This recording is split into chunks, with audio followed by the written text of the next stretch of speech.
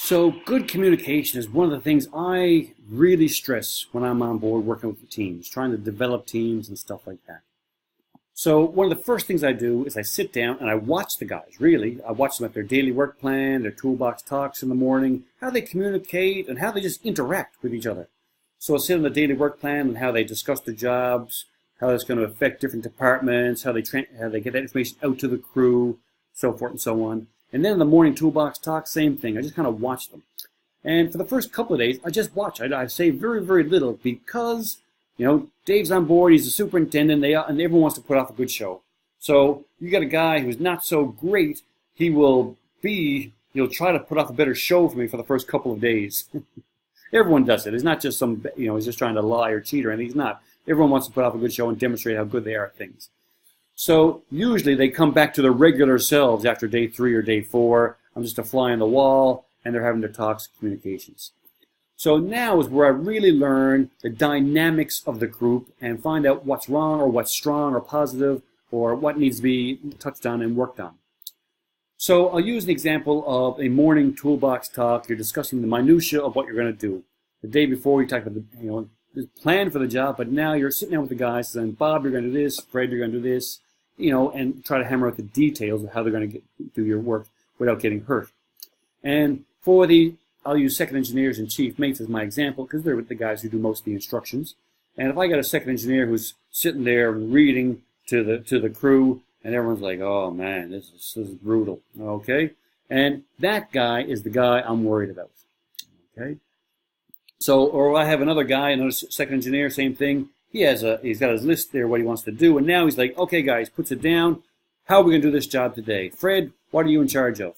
And Fred's like, well, I'm going to be in charge of getting all the slings and tools, getting that out, getting some extra rags. I have some in the store, all these things. And they say, okay, third engineer, how are you going to help? I said, what's your part of this? Well, I'm going to do the lockout for life. I'm going to close up this valve, number 2, 4, 8, and 15, and whatever it is.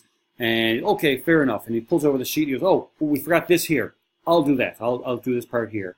So now, without even trying, he hasn't said very much. He has interacted with his group, and all these guys, now he proves they know because they are telling him. Okay? And that is what effective communication is. If there's anything missing, anything that needs to be forgotten, you pull out the sheet as an aide de memoire, sure. Then you can point out and say, oh, we need to fix this and fix that, and we missed this, and so that everyone understands. So please keep in mind, sitting there reading something to someone, they only absorb, I think the actual percentage of it is something 7%. If I sat here like this, and did all my presentations to you for the next 12 weeks like this, how long would you think? God almighty, someone shoot me now. Dave Stone is the most boring instructor on the planet.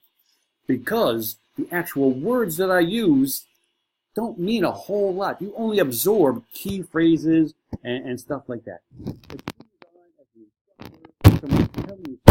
If I add a visual aid to that, if I put a picture or a diagram, we discuss things, draw a picture, whatever it is, then your retention rate jumps from 7% to like 20 or 30%. If I throw in some practical activity, we take the toolbox talk to the job site, we look at this, we look at hanging off points up here, access control, where we're going to do this, valves we're going to isolate, stuff like that, then your retention jumps from like 50 to 80%. So those guys who really understand what communication is and how it works, that's why I try to teach through stories. Okay? If I sat here and explained to you, listed off the good qualities of a leader, or barriers or controls, all it is a list. Okay? So I use stories to teach, because then you go, oh, I remember that story Dave Stone taught. Oh, that second engineer fell, and his head landed here between that, and oh yeah, that's what luck factor is. So when I'm talking about toolbox talk, I had a second engineer once. He was as dry. Oh my God, the poor guy. He just sit there and talk. And I think he was doing it because I was in the room. I don't think he was a bad guy, but he thought this was the formal way to do it. While the superintendent is here, and he's doing this. And I was like, oh man, this is rough. Anyway, on the 4th day, they were pulling out a piston, and they were going to have to take it out and lay it on a trolley and bring it somewhere. And the second engineer, before this trip, he had an accident where it actually fell off the trolley, rolled over, and almost crushed a guy. So now in his toolbox talk, he's taking the tool. He understands the job. He's taking the toolbox talk now and put it off to the side. Okay, guys, taking out this piston and it's heavy and stuff that we laid on this. I want it secured. We want to do this, and then because on my last ship, this happened and fell over.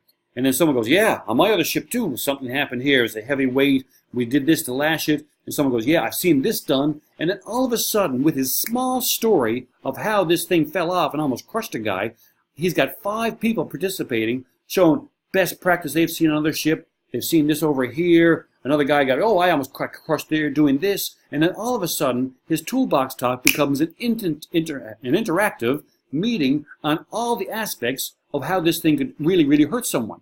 And by far, it was his best toolbox talk because, one, he told a simple story, got people involved, got people to give more feedback, and then he, as the supervisor, said, okay, we will do this, this, and this, take all the best pieces of everything, and that job went off without a hitch. So keep that in mind when we're talking about effective communication. Just sitting there and reading, so low on the level, all right? Getting people involved, building relationships with people, discussing it, telling through stories. I cannot stress to you enough good communication. And that is the fundamental key of all these barriers and controls, which we're going to talk about this lecture. Thank you very much.